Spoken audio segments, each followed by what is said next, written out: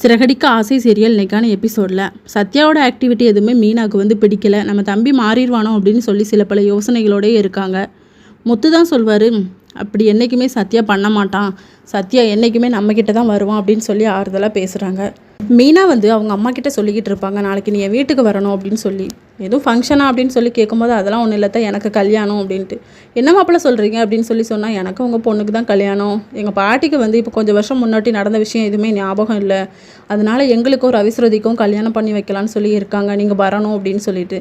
நான் வந்து அங்கே என்ன மாப்பிள்ள பேச அப்படின்னு சொல்லி சொன்னால், எங்கள் பாட்டி கேட்குறதுக்கெலாம் ஆமான்னு சொன்னால் போதும், மாதிரி எதுவுமே சொல்ல வேண்டாம் அப்படின்னு சொல்லி போகிறாங்க.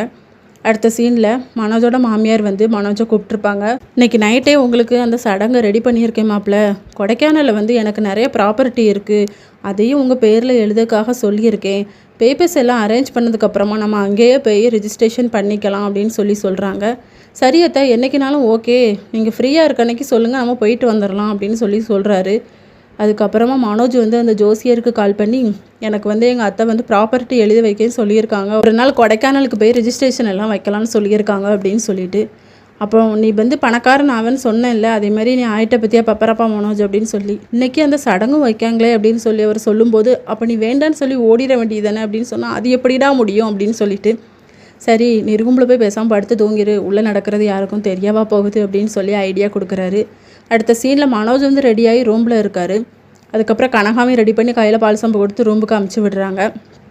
ரூமுக்குள்ளே வந்தோடனே கதவை சத்திட்டு இருந்தால் ஹஸ்பண்ட் தான் பாலை கொடி மீதி நான் குடிக்கணும் அப்படின்னு சொல்லிட்டு, மனோஜ் குடித்ததுக்கப்புறமா அந்த பொண்ணு வந்து பிடுங்கியே குடிச்சிரும்.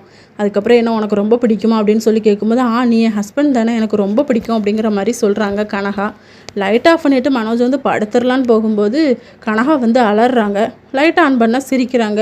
என்னடா இந்த பொண்ணு அப்படின்னு சொல்லிட்டு அவங்க ஆன்ட்டிக்கிட்ட போய் கேட்டால், என் பொண்ணுக்கு இருட்டுனா ரொம்ப பயமாப்பில், நீங்கள் தான் அவளை எப்படியாவது அனுசரித்து நடந்துக்கணும், அவள் கூட நிறைய கேம்ஸ் விளையாடுங்க, அவள் மைண்டை மாற்றுங்க அப்படின்னு சொல்லி அட்வைஸ் பண்ணுவாங்க.